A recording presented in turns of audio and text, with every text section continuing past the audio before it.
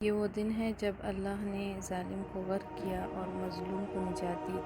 آئیے سنتے ہیں نبی کریم صلی اللہ علیہ وسلم کی زبانی اس دن کی اصل حقیقت۔ بخاری شریف میں حضرت عبداللہ بن عباس رضی اللہ عنہ سے یہ روایت منقول ہے کہ رسول پاک صلی اللہ علیہ وسلم جب مدینہ تشریف لائے تو اہل کتاب کو اس دن کا روزہ رکھتے ہوئے پایا۔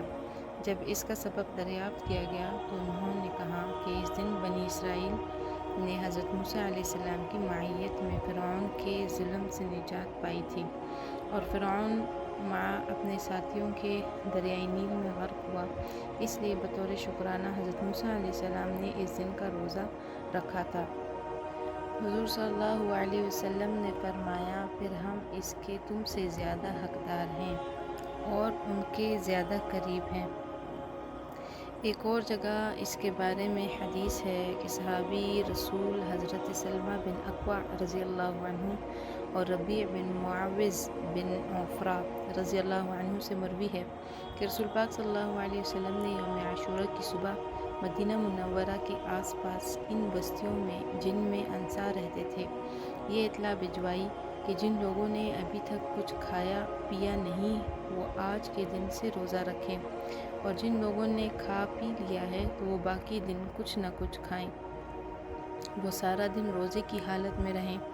بعد میں جب رمضان کے روزے فرض ہوئے تو عاشوراء کے روزے کی فرضیت منسوخ ہو گئی اور اس کی حیثیت نفل روزے کی رہ گئی۔ یوں تو محرم الحرام کے پورے ہی مہینے کو خصوصی عظمت حاصل ہے۔ اس ماہ کی فضیلت وارد ہوئی ہے، چنانچہ حضرت علی رضی اللہ عنہ سے کسی شخص نے سوال کیا کہ ماہ رمضان المبارک کے بعد کون سے مہینے میں روزے رکھوں؟ تو حضرت علی رضی اللہ عنہ نے جواب دیا کہ یہی سوال ایک دفعہ ایک شخص نے نبی کریم صلی اللہ علیہ وسلم سے بھی کیا تھا اور میں نے کے پاس بیٹھا تھا، تو آپ نے جواب دیا تھا کہ یعنی ماہ رمضان کے بعد اگر تم کو روزہ رکھنا ہے تو ماہ محرم میں رکھو، کیونکہ وہ اللہ تعالیٰ کی خاص رحمت کا مہینہ ہے۔ اس میں ایک ایسا دن ہے کہ جس میں اللہ تعالیٰ نے ایک قوم کی توبہ قبول فرمائی اور آئندہ بھی ایک قوم کی توبہ اس دن قبول فرمائے گا۔ نیز حضرت ابو ہریرہ رضی اللہ عنہ سے روایت ہے کہ نبی کریم صلی اللہ علیہ وسلم نے ارشاد فرمایا، یعنی ماہ رمضان المبارک کے روزوں کے بعد سب سے افضل روزہ ماہ محرم الحرام کا ہے۔ اسی طرح حضرت ابن عباس رضی اللہ عنہ سے روایت ہے کہ نبی کریم صلی اللہ علیہ وسلم نے ارشاد فرمایا، یعنی جو شخص محرم کے ایک دن میں روزہ رکھے اور اس کو ہر دن کے روزہ کے بدلہ 30 دن روزہ رکھنے کا ثواب ملے گا۔ یہ حدیث الترغیب الترہیب سے ہے۔ انبیاء علیہ السلام کی شریعت اس پر متفق ہے کہ ان 4 مہینوں میں ذی القعدہ، ذی الحجہ اور محرم الحرام اور رجب میں ہر عبادت کا ثواب اور دنوں سے زیادہ ہوتا ہے، اور ان میں اگر کوئی گناہ کرے تو اس کا وبال اور عذاب بھی زیادہ ہے۔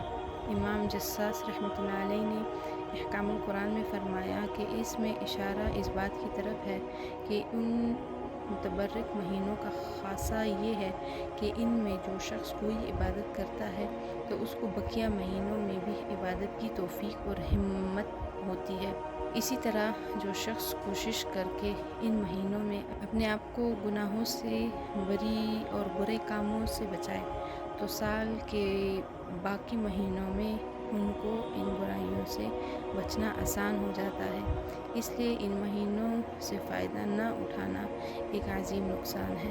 محرم کی عظمت کو سمجھیں اور سنت نبی صلی اللہ علیہ وسلم پر عمل کرتے ہوئے اس دن کا روزہ ضرور رکھیں، کیونکہ ہم موسیٰ علیہ السلام کے زیادہ حقدار ہیں۔